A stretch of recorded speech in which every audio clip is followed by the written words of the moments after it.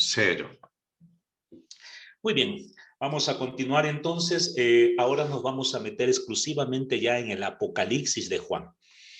Un breve resumen por si acaso en esta media hora se nos movió todo el esquema, ¿no? Básicamente hemos dicho que la apocalíptica nace a raíz de una, digamos, desesperanza de la gente de no sentirse capaz con autoridades humanas de cumplir con alianza, con el compromiso con Dios, ¿ya? Y la apocalíptica en el fondo hunde sus raíces de que sea Dios mismo quien gobierne la tierra, quien asegure justicia y derecho. La apocalíptica, obviamente, para poder explicar los momentos que están viviendo, muchas veces de persecución, de muerte, de enfermedad, etcétera, organizan su género como con etapas de la historia para explicar que si en el pasado Dios nunca nos abandonó, no nos va a abandonar en este momento. Y más bien tenemos que animarnos que dentro de poco las cosas van a cambiar. Eso lo hace a través de visiones, de símbolos, de un lenguaje radical. Eso es lo que hemos dicho en términos generales. Quizás un detalle más que me faltó decirlo es que este género se sostiene más o menos 3 siglos. En el siglo II antes de Cristo empieza propiamente la apocalíptica y se va a extender casi hasta el siglo II después de Cristo. Lo que significa que algún rato deberíamos hacer algún curso en el que podamos reflexionar sobre cuánto influjo de la apocalíptica pudo tener Jesús. Porque Jesús vivió este ambiente. De hecho, nosotros ya podemos insinuar, ver que varias veces Jesús utiliza ese lenguaje apocalíptico. El reino ya viene, Padre, toma posesión del reino que tenemos preparado. Si yo lo hago es porque quiero que el reino esté presente, etc. Muy bien, dicho esto, pues ahora vamos a meternos propiamente en el Apocalipsis de Juan. El Apocalipsis de Juan. Es el último libro, digamos, del Nuevo Testamento y de toda la Biblia. Propiamente presenta la revelación de Jesucristo. Ahora sí, los que tengan Biblia, por favor, acompáñenme, abran su Biblia y vamos a buscar el Apocalipsis de Juan, por favor. Yo mismo voy a encargarme de hacer la lectura porque no sé si hasta que regrese Lauren, alguien pueda abrir su micrófono. Apocalipsis 1:1 dice: esta es la revelación que Dios confió a Jesucristo para que mostrara a sus siervos lo que está a punto de suceder. Veamos un poquito lo que nos quiere decir aquí, ¿no? Es la revelación, quitar el velo, manifestación que hace Dios por medio de su Hijo, el Señor Jesucristo. ¿Y qué quiere Dios revelar con estas visiones que Jesús nos va a presentar? Lo que va a suceder dentro de muy poco. Esto está en plena línea de lo que hemos dicho de la apocalíptica. Así que en términos generales, propiamente hablando, nosotros deberíamos decir que el libro que nosotros hemos llamado Apocalipsis de Juan, propiamente es un Apocalipsis de Jesucristo. Él es el que revela el misterio divino de Dios. Y lo hace a través de un visionario al que llamamos Juan. Ya hemos dicho antes, o lo hemos insinuado, por su género literario, este libro requiere de mucha formación para evitar esas lecturas fatalistas, terroristas que a veces hemos hecho del Apocalipsis de manera particular y de la Biblia en general, ¿no? No me resisto a hacer una reflexión aquí. Yo digo que a veces el problema de nuestra fe creyente hoy es que nos falta mucho de darle énfasis a la esperanza y a la salvación. Que en una reunión, en una Eucaristía, en un curso, nos vengan a hablar del pecado, de la muerte, de la condena. A mí me parece que a ratos no nos toca, quizás nos asuste, pero no nos toca. Por eso, después de escucharlo, seguimos pensando lo mismo. Yo alguna vez cuestionaba incluso en la Facultad de Teología, ¿por qué la materia tiene que llamarse pecado y gracia? ¿Por qué el pecado tiene que ir por delante de la gracia? Si lo primero que recibimos fue la gracia de la creación, la gracia de la encarnación, y frente a la gracia de Dios es que nosotros a veces reaccionamos con actitudes de pecado. Debería ser gracia y pecado. Pero bueno, le damos más aún. Lo que voy a decir, mil disculpas si hiero la sensibilidad de alguien, pero a mí me da a veces la sensación de que hay muchos creyentes que ponemos en primer lugar al diablo y al pecado que a Jesucristo y la salvación. Y nos pasamos más hablando del pecado y del demonio que hablando de la salvación. Y creo que eso es un error. Yo parto desde una confesión de mi propia fe, que creo que debería ser la confesión de todos. Yo fui bautizado, usted fue bautizada, y por el bautizo a nosotros nos declararon criaturas de Dios. Somos criaturas de Dios, hijos de Dios, y eso no es cualquier cosa. Y más aún, por la muerte en cruz de Cristo fuimos comprados a precios de sangre. Yo no sé si para usted eso es poca cosa. Para mí es lo más grande saber que fui comprado a precio de sangre. Hijo de Dios comprado a precio de sangre. Decía un gran teólogo, esta frase me encanta, a mí me parece una de las frases más bonitas. No le voy a decir el autor, vaya, investiguelo. La frase sí se las comparto. Decía un gran teólogo, tenemos que entender que no somos pecadores que buscan ser santos.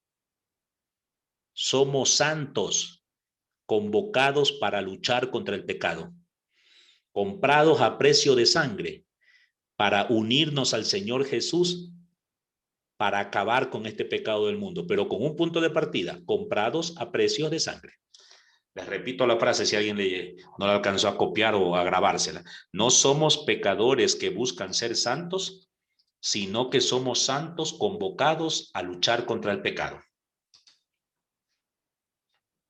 Veamos brevemente la historia del libro. La historia del libro. Esto es importante porque necesitamos de alguna manera saber cómo es que surge este libro, ¿no? El autor se identifica a sí mismo como Juan. O sea, aquí no hay ese criterio que pusimos hace un rato de pseudonimia. No, en el Evangelio, en el Apocalipsis de Juan sabemos quién es el autor. Es un personaje que se llama Juan. Es más, podemos, porque él lo dice o porque lo insinúa, tener como algunas ideas de quién es este Juan. Primero, él se llama a sí mismo anciano. Anciano no en edad, por si acaso, ¿no? Sino anciano en sentido religioso, es decir, es líder de la comunidad. Y él mismo dice, a causa del evangelio que está preso en la isla de Patmos, es decir, no solo que es un líder de la comunidad, sino que es un predicador, un predicador. Y por el libro, por los distintos símbolos e historias que él recorre, sabemos que tiene que haber sido de origen judío, muy conocedor de la historia del pueblo de Israel, pero es lo que nosotros llamamos un judeo cristiano. Es decir, ya se ha convertido al cristianismo, se ha bautizado y es líder de una comunidad. Pero atención, no es Juan el que nosotros hemos atribuido el cuarto evangelio o las cartas. ¿Sí? Esto ya no se discute ahora. Seguimos discutiendo los que todavía queremos hacer problema de todo, pero a nivel de Biblia, todo mundo, todos los estudiosos son unánimes de que, primero, no sabemos quién es el autor del Evangelio de Juan. Nosotros le hemos atribuido al Evangelio de Juan, por eso algunos prefieren llamarlo el cuarto Evangelio. El autor de las cartas es otra persona y el autor del Apocalipsis, aunque se llama Juan, es otro Juan. ¿Estamos? Entonces, ¿cómo se soluciona esto? Hablando esto que está ahí, anótelo o cuando vean el PowerPoint, téngalo claro, ¿no? Hoy hablamos del círculo joánico. Es decir, hablamos de una escuela que probablemente se formó en torno a Juan, el hijo del Zebedeo, uno de los 12 que acompañaba a Jesús. Y como en una escuela hay varias personas, distintas personas, a partir de un pensamiento común que Juan les transmitió, decidieron escribir el Evangelio, decidieron escribir las cartas, otro escribió el Apocalipsis. Distintos autores, pero en el mismo espíritu de Juan. Por eso le llamamos círculo joánico. ¿Estamos? Eso a manera de introducción respecto al autor. El contexto histórico. El contexto histórico en que fue escrito esta obra, ¿no? La obra fue escrita propiamente a finales del siglo I, 95-100 después de Cristo, en esa época. Pero en esa época lo que se termina es de organizar el material. Propiamente el libro del Apocalipsis responde o nace como fruto de dos grandes persecuciones que vivieron los cristianos. En el año 66, la persecución del emperador Nerón, y hacia el año 90, la persecución del emperador Domiciano.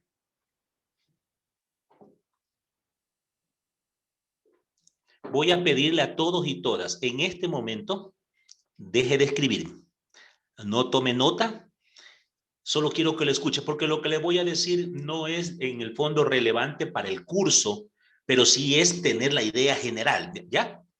Entonces, solo voy a recorrer lo más rápido que puedo por tiempo cuál fue la razón de la persecución de Nerón y la de Domiciano para entender qué pasó. ¿De acuerdo? Antes de hablar de estas dos persecuciones y poder entender el drama de lo que eso significó, tenemos que tomar en cuenta cuál era el espíritu de los cristianos después de que Cristo parte. Entonces, vámonos un poquito con historia. Más o menos hacia el 33, 35, Jesús vive la pasión, muerte, resurrección y ascensión al cielo, ¿no es cierto? Después de eso empieza la etapa de las primeras comunidades, o diríamos de la iglesia. La iglesia, desde que nace, tiene una profunda esperanza de que la parusía, la segunda venida de Cristo, era algo que iba a pasar pronto. Así nos los deja ver, por ejemplo, el primer escrito del Nuevo Testamento, que fue la primera carta a los tesalonicenses. En Primera Tesalonicenses se vive, si usted revisa esa carta que es muy cortita, una efervescencia. La venida de Jesús es algo que va a pasar ya mismo, ya mismo. Por eso, en el libro de Hechos, por ejemplo, se nos insinúa que los primeros cristianos lo vendían todo, compartían todo, no guardaban nada. ¿Para qué vamos a guardar si ya viene Cristo? Estamos. Quiero que se metan un poquito en ese mundo, si no, no vamos a entender el Apocalipsis de Juan. Todos están profundamente emocionados porque en cualquier momento en estos días va a aparecer Cristo para instituir el reino que había proclamado. Estamos hacia el año 35. Ahí empezó esto. Sin embargo, 30 años después, apenas 30 años después, el que llega es Nerón, el emperador Nerón, que empieza a perseguir a los cristianos igual que a los judíos.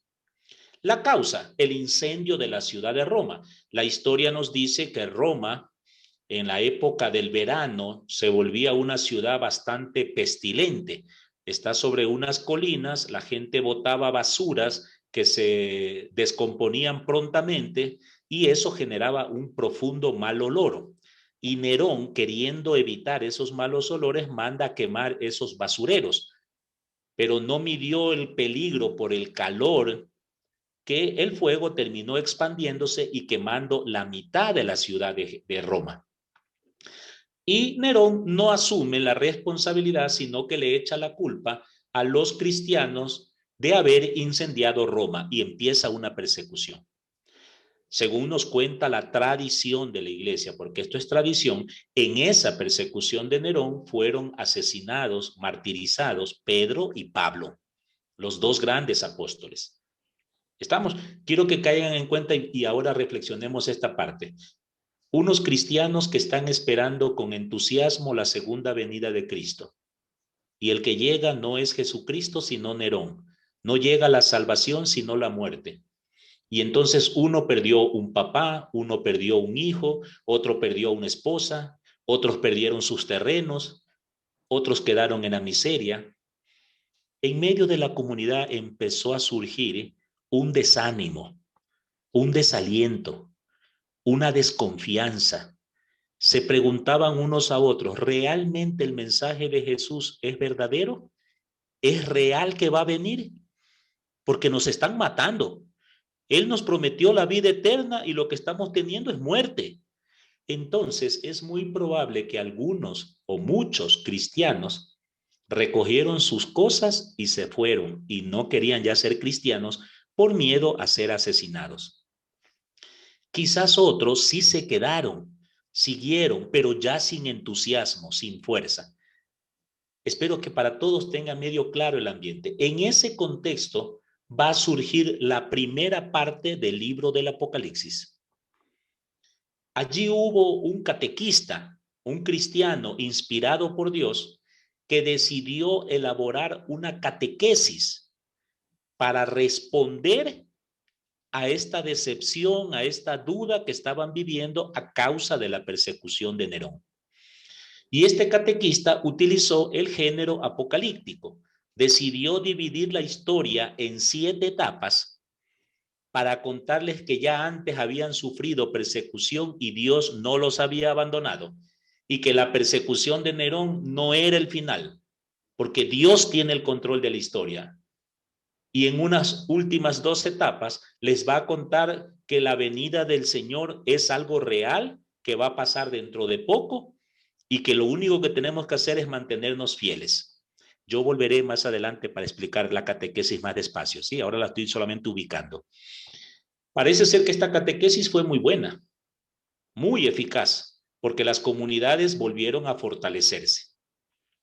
Y así siguieron otros 30 años hasta que viene la segunda persecución de los cristianos. Quizás esta es mucho más grave que la primera. Hace un rato dije que la persecución de Nerón fue por igual para cristianos y judíos. Ahora los diferenciamos para entenderlos, pero en aquel momento, año 66, muy difícilmente se diferenciaba entre judíos y cristianos, porque a la larga casi todos eran judíos. Solo que había, como decimos hoy, ¿no? A la larga, hoy todos somos cristianos, pero nos diferenciamos por nuestra iglesia. Entonces hay cristianos católicos, cristianos evangélicos, cristianos protestantes. Y si uno no abre la boca, difícilmente pues sabe quién es cristiano católico o un cristiano evangélico. Si yo conozco a algunos hermanos evangélicos que actúan con una rectitud que parecen católicos. Y también conozco hermanos católicos que tienen unas actitudes que parecen evangélicos. Entonces es bien difícil.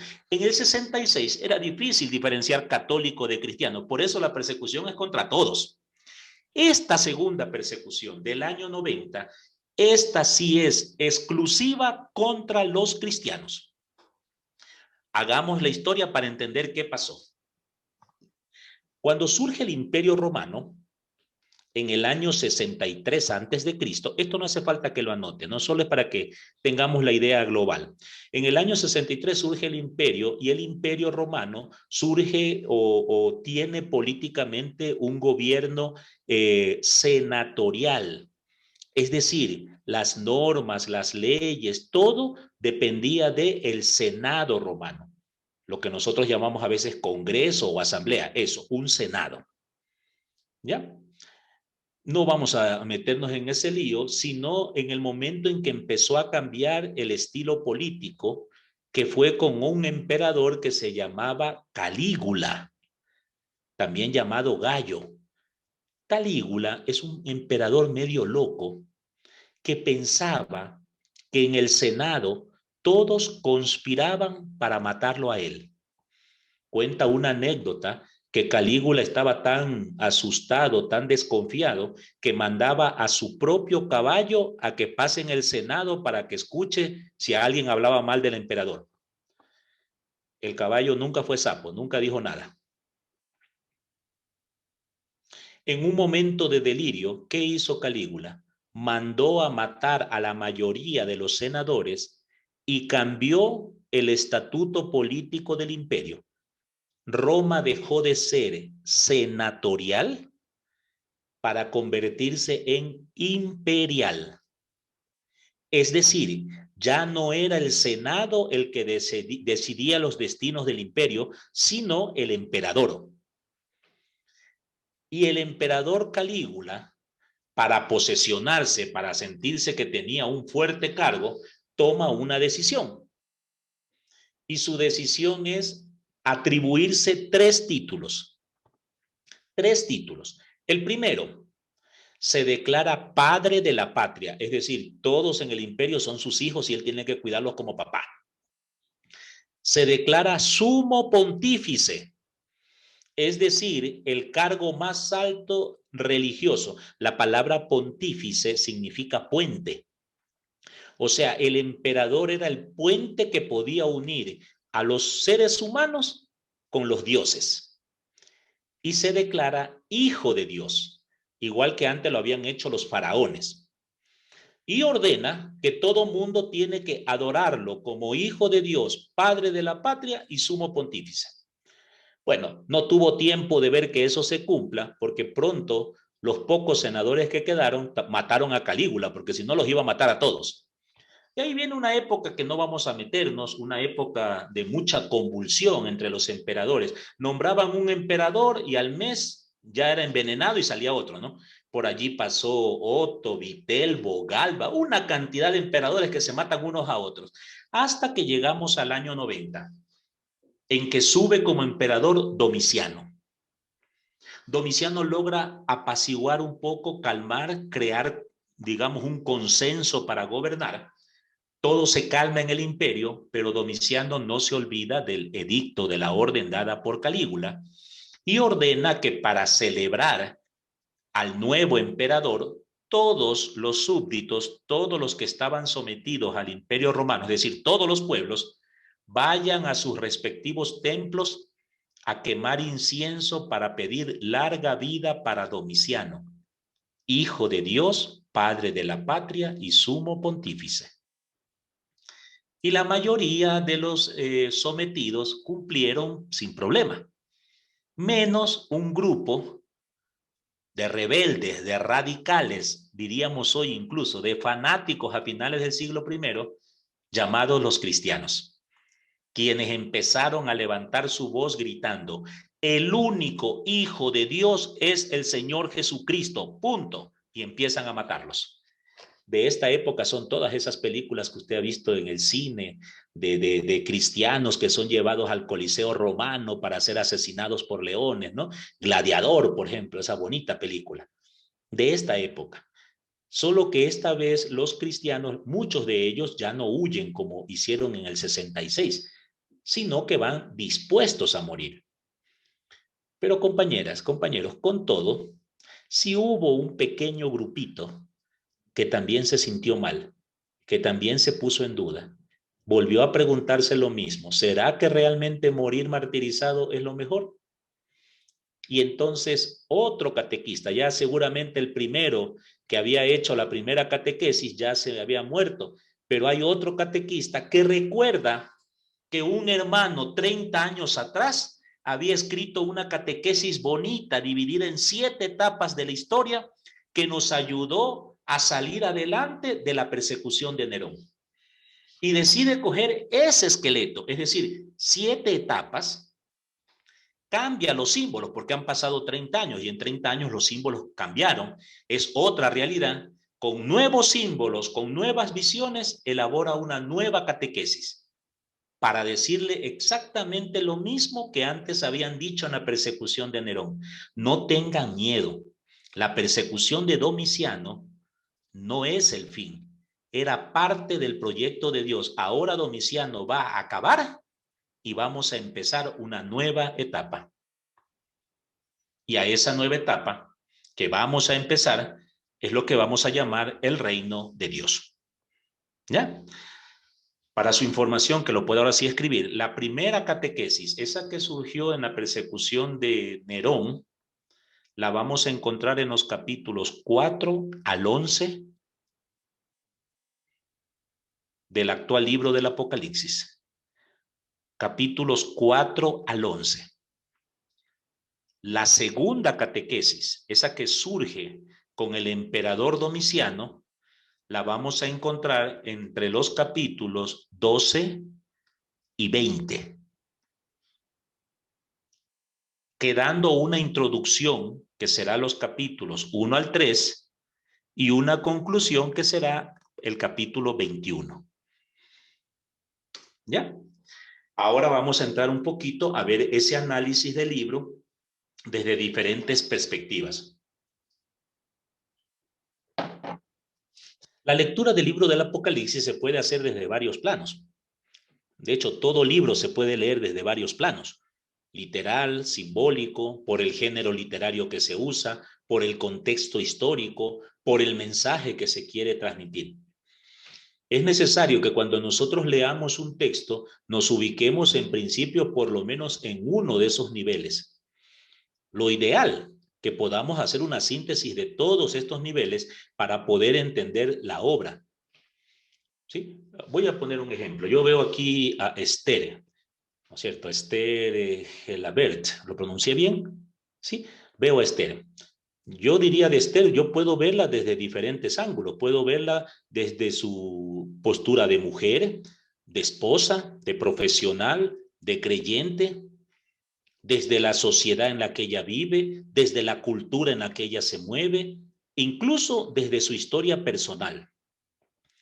Decir simplemente que yo conozco a Esther o que conozco a Carmen, porque sé su nombre y a lo mejor sé de dónde es, y porque está en un curso y entonces entiendo que es cristiana, creyente, sería faltar incluso hasta el respeto. Yo no la conozco, necesito verla desde diferentes ángulos para medio hacerme una idea de quién es ella. Y aún así, dado que Esther, igual que cualquiera de nosotros, es un misterio, siempre se me escapará algo. ¿Me explico con el ejemplo?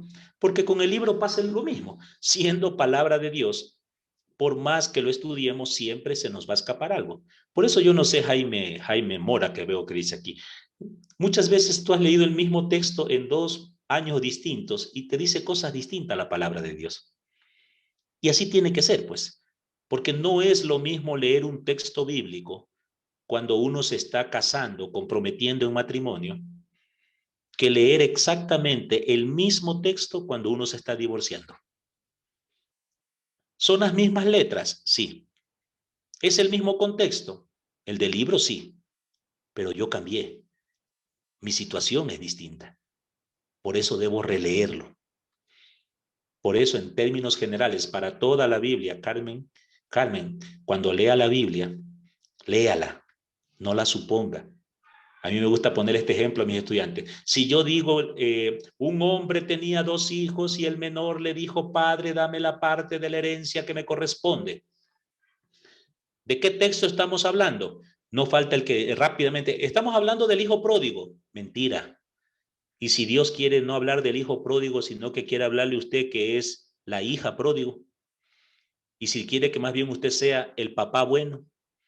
Y si el texto la desafía porque usted es la hermana cumplidora de leyes, pero incapaz de alegrarse por su hermano. O como me pasó a mí una vez en un curso que di a niños. Ese día el texto, ¿saben cómo se llamó? Era parábola de los chanchitos abandonados, porque a esos muchachitos los que más le preocupaba era quién va a cuidar a los chanchos cuando se vaya el hijo pródigo. Que uno se muere de la risa después, uno se preparó para cualquier cosa menos para hablar de cerdos. Y sin embargo, ese día los cerdos fueron los que nos convocaron, porque ese día fue una de las experiencias más bonitas que yo he vivido en trabajo bíblico, porque terminamos el día todos con un vasito de agua al lado de un árbol, simbólicamente regando agua y comprometiéndonos a cuidar a los animales, a las plantas, a los árboles. Estoy hablando de una experiencia hace 25 años cuando todavía no se hablaba fuertemente de ecología y ya hubo unos niños que me hicieron caer en cuenta que debíamos cuidar la naturaleza y todo a partir de unos chanchos. Les aseguro que la mayoría de ustedes por primera vez están pensando en los cerdos de esa parábola. Entonces, eso es lo que tenemos que hacer en el análisis de un libro. ¿Qué sabemos de este libro? Algunos detalles que nos ayudan. Es un libro de género apocalíptico, eso ya lo sabemos. Y lo que tenemos que tener como criterio de lectura es que este libro, como toda obra apocalíptica, pone la esperanza en una teocracia. Esa palabra la usé hace un rato, ¿no? Teocracia, en un gobierno de Dios que acabe con esta historia. Aquí remarco lo que ya dije hace un rato. El Apocalipsis de Juan no habla de fin del mundo. Este es el único mundo que tenemos. Acabamos con este mundo y ¿dónde nos vamos a vivir, pues? ¿Dónde va a reinar Dios si no es en este mundo? La apocalíptica habla de acabar con la historia. ¿Cuál historia? La historia que se está viviendo en ese momento. En el caso de finales del siglo I, la historia de opresión de un imperio romano que pisoteaba, robaba, maltrataba, despreciaba a los demás. Hoy pudiéramos preguntarnos, ¿qué historia es la que quisiéramos hoy pedirle a Dios que termine en este mundo. Y quizás sea la misma, con otros nombres, ¿no?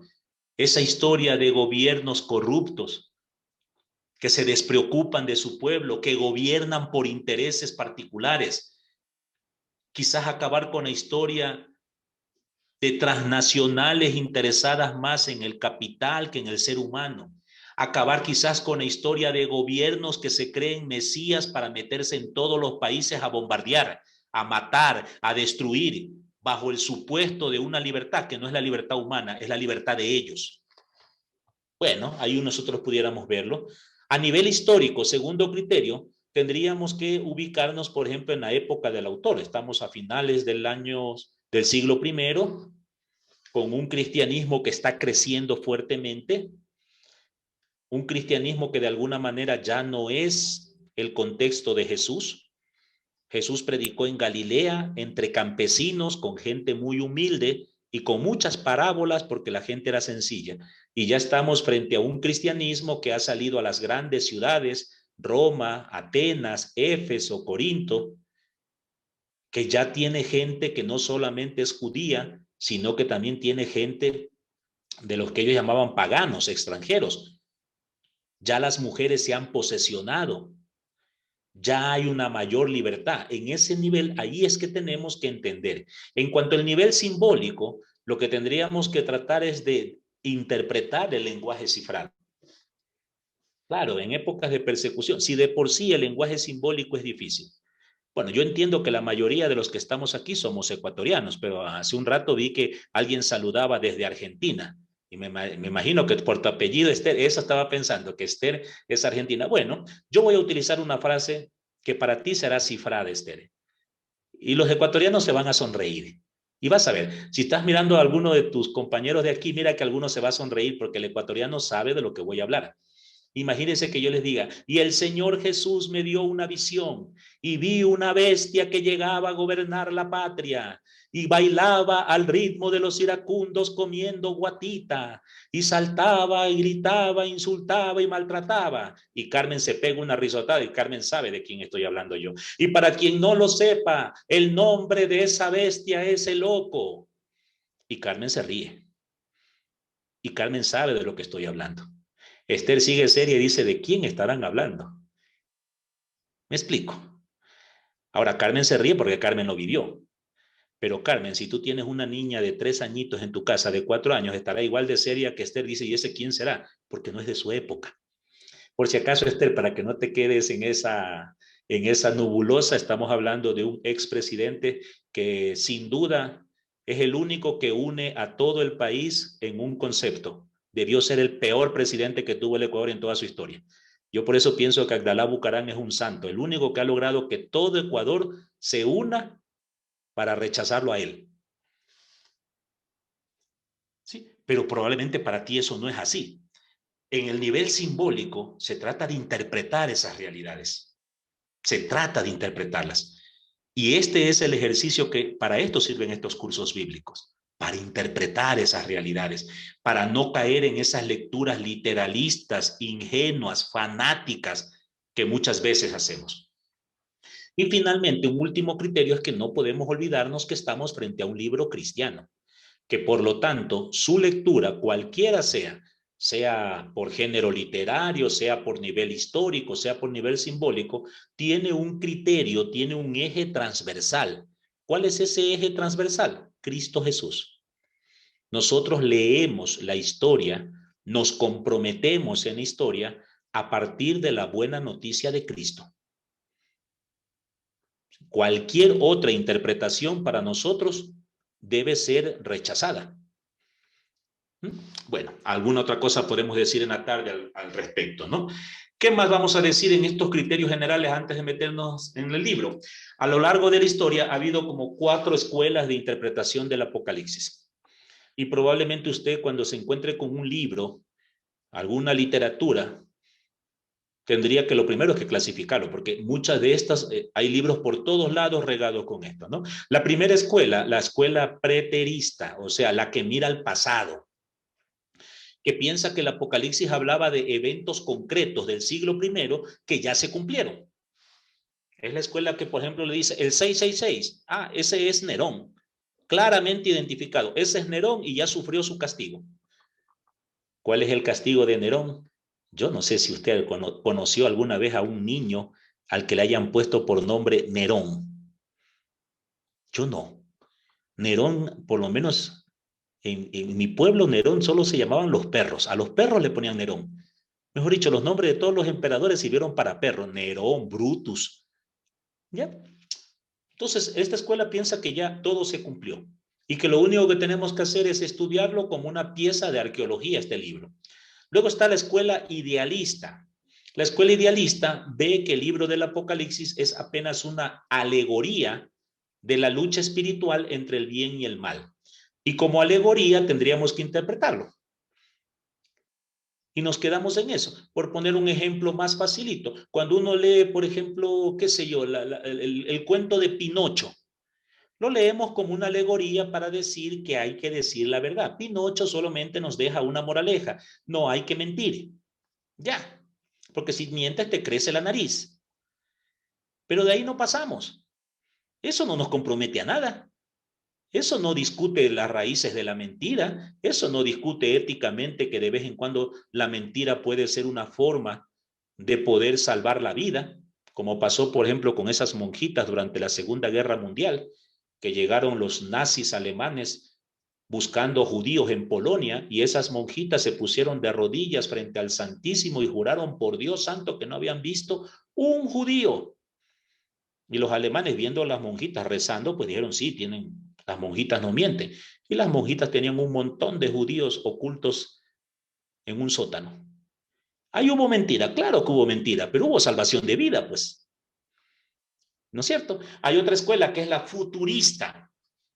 La escuela futurista, muy típica de movimientos religiosos de estos radicales y fanáticos, trata de identificar los personajes no en el siglo I, sino como proyección a actores que han surgido a lo largo de la historia. Entonces el 666, ese no es Nerón. El 666, ese es Bush, ese es, ¿cómo es que se llama este brasileño que gobierna ahora que es tan feo? El Bolsonaro, el 666 es el Papa, el 666 es Hitler. Entonces estamos buscando a cada rato indilgarle a una persona que él es la bestia. ¿No es cierto? La gran prostituta, no es Roma, como piensan los preteristas. No, Roma es la iglesia católica. Esa es la gran prostituta. Entonces, hacemos toda una interpretación allí que en el fondo no busca ningún mensaje, lo que busca es destruir.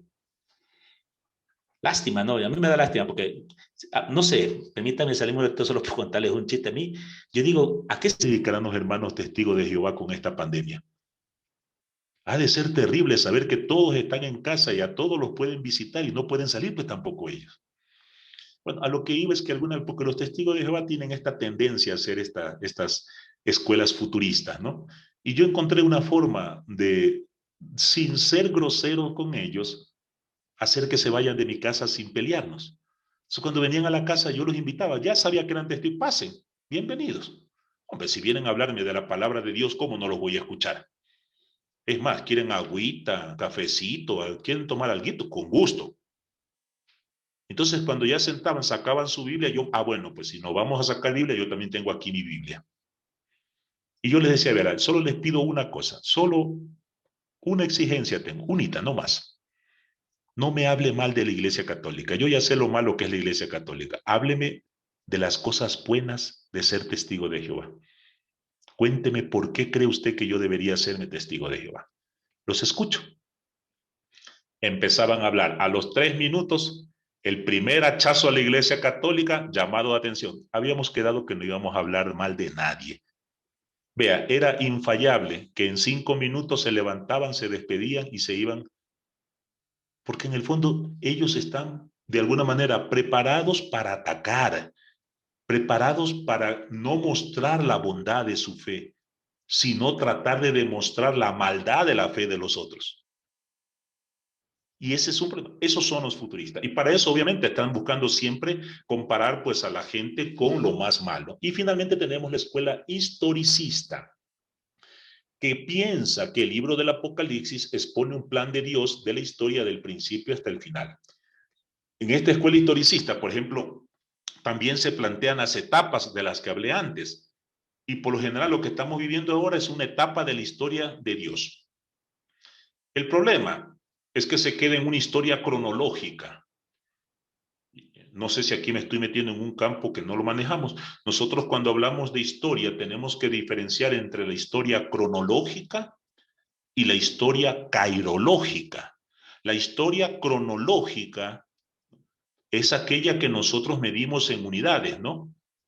Horas, días, meses, años, y simplemente vamos ubicando eventos, tratando de ubicarlo lo más certeramente posible, pero eso no nos toca para nada. Eso es historia cronológica. Otra cosa es la historia cairológica. Cuando nosotros hablamos de la historia cairológica, lo que nosotros intentamos es coger eventos puntuales que marcan nuestra vida.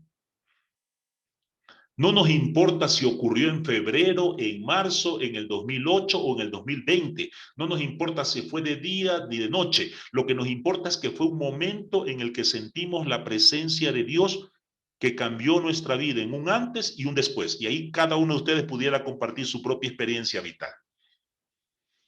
Eso es propiamente la Biblia, en general el Apocalipsis en particular. Aquí no buscamos saber si la fecha es correcta o no, si el evento pasó tal cual como se narra o fue distinto. Aquí lo que nos interesa es descubrir la presencia de Dios que irrumpe en la historia para darnos una buena noticia. ¿Ya? Dicho esto, entonces vamos a ver un poco cómo se organiza propiamente el libro del Apocalipsis. Primero lo haré en general y luego me detendré en algunas cosas más concretas, ¿no? En general, hemos dicho que hay dos grandes bloques que corresponden a las dos persecuciones. La persecución de Nerón, año 66, dio pie a los capítulos 4 al 11. Eso que nosotros vamos a llamar aquí, o para resumirlo, como la catequesis del Cordero, los 7 sellos y las 7 trompetas. Me adelanto y vuelvo rezo para atrás. Luego tenemos el segundo gran bloque que corresponde a la persecución de Domiciano, que lo veremos entre los capítulos 12 al 20. Me perdonan, ahí me faltó un número. Cuando le llegue el PowerPoint, auméntele el número. Aquí, donde dice el dragón y el combate, es capítulo 12 al 20, ¿no? Esos son los dos grandes bloques que hemos visto. Y lo que hará Juan cuando ya redacte el libro es aumentarle los capítulos 1 al 3, que nos habla de la introducción y la carta a las iglesias, y va a agregar el capítulo 21, que habla de la Nueva Jerusalén. Entonces diremos que el Apocalipsis lo podemos dividir en 4 bloques. Vamos ahora a verlo en el orden, como están en nuestra Biblia, ¿no? Los primeros 3 capítulos son la introducción y las cartas a las 7 iglesias. Yo les recomiendo ahora, por favor, si tiene su Biblia, por lo menos vaya pasando las páginas para que vea los grandes títulos, porque luego volveremos solo sobre una parte, ¿no? En esta primera parte se manda primero algunos datos generales. Ya nos dice que el visionario, el que va a poner por escrito es Juan. Nos va a decir desde dónde se escribe, desde la isla de Patmos. Es más, nos dice el día, es un domingo.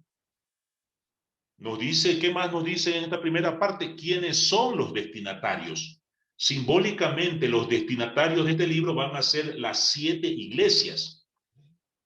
Y se nos va a dar el nombre de las iglesias. Usted lo puede ver ahí entre los capítulos 2 y 3, ¿no es cierto? Las iglesias de Éfeso, Esmirna, Pérgamo, Tiatira, Sardes, Filadelfia y la Odisea.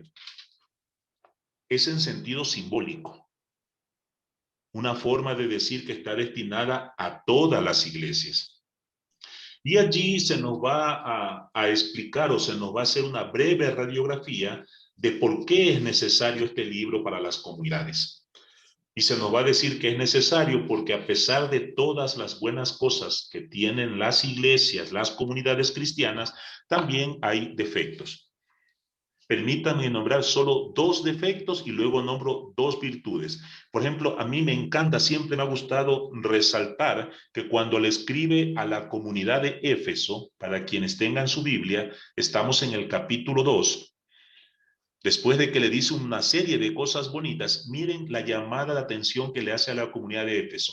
Repito, Éfeso es usted, Esther, Jaime, Carmen, Marta. Usted es Éfeso. Su parroquia es Éfeso. Su familia es Éfeso. Su iglesia diocesana es Éfeso. Todos somos Éfeso. Miren lo que le dice en el versículo 4. En el versículo 4. Tengo algo que reprocharte.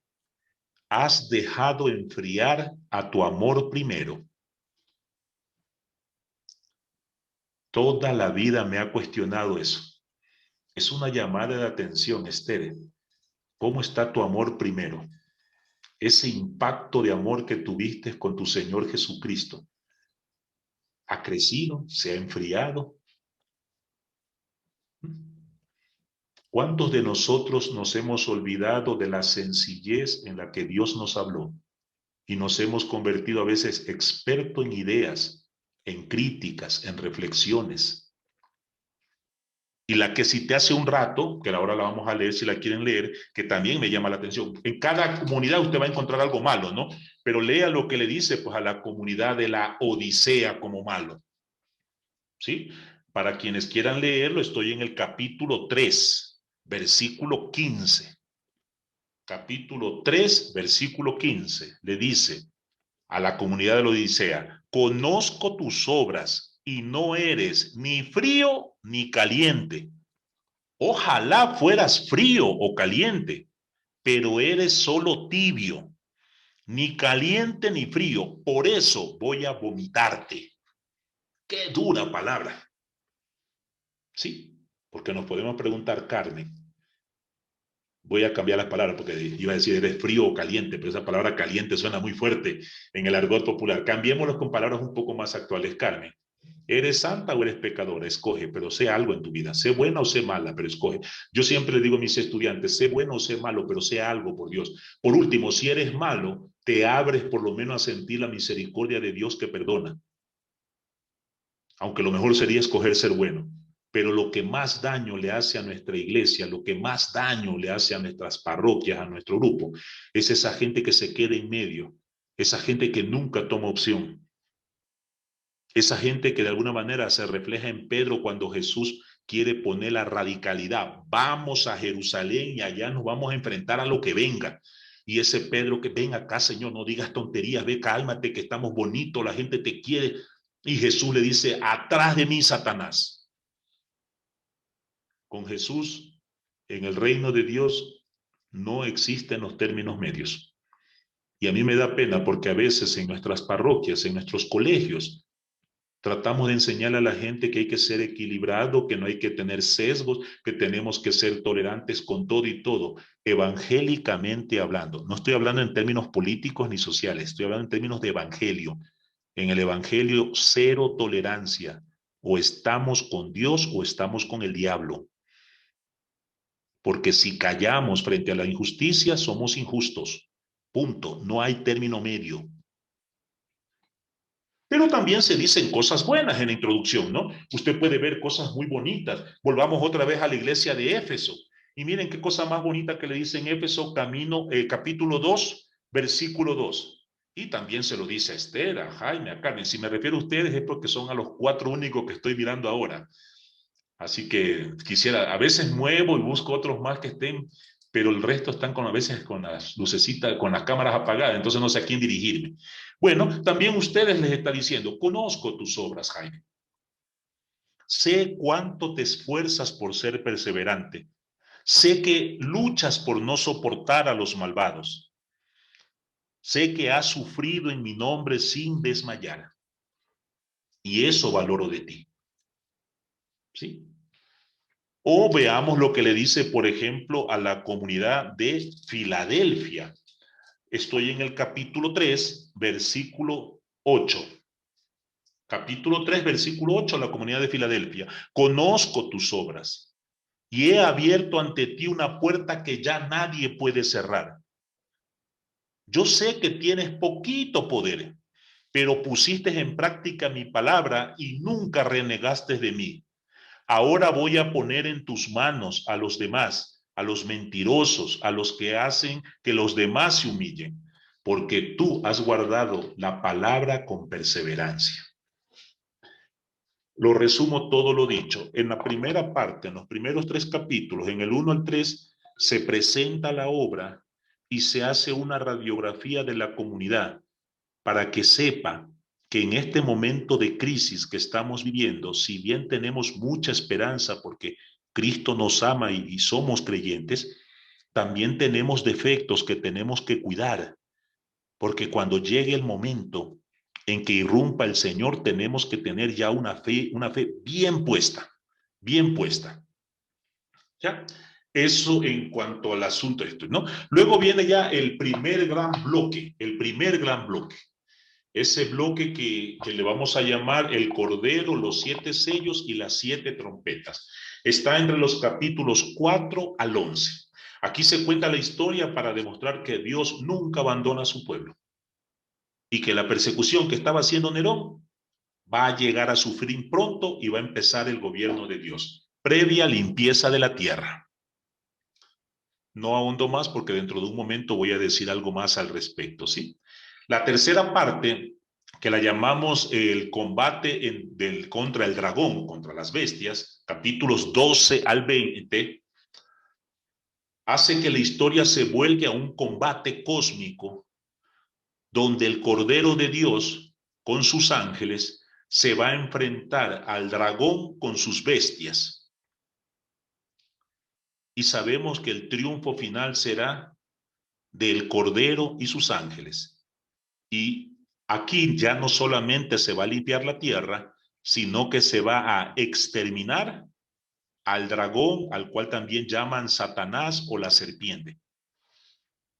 Y finalmente tenemos en el capítulo 21-22 la propuesta, porque una vez que desaparezca el mal, y esto es esperanza para nosotros, una vez que desaparezca el mal del mundo y que la tierra quede una vez más habitable como el bendito paraíso que soñamos, pues tendremos que vivir en una nueva Jerusalén. A mí me encantan las frases que dicen, ¿no? Todo será nuevo, el tiempo será nuevo, nuestras relaciones serán nuevas, sin prejuicios, la ciudad será nueva, el reino será nuevo. Tendremos, dice el texto, a mí me encanta esta frase, tendremos un árbol que da 12 cosechas anuales. Es decir, por fin el alimento alcanzará para todos. Y simbólicamente va a decir Juan que esta nueva ciudad, esta nueva Jerusalén, tiene las medidas perfectas donde cabemos todos. 144 codos de largo, 144 codos de ancho.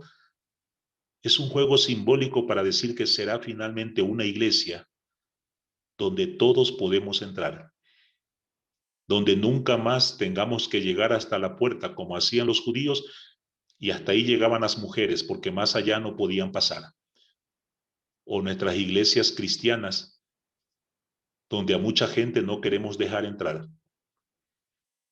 donde marginamos a mucho por un pecado cometido o por una circunstancia.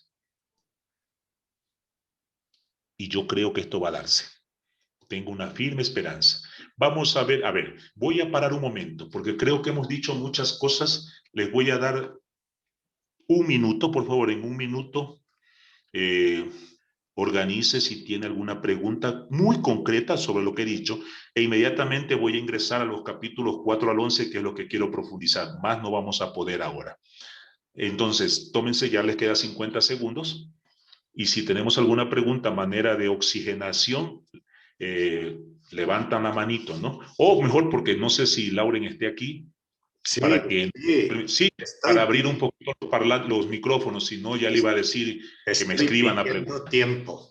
30 segundos. Tiempo.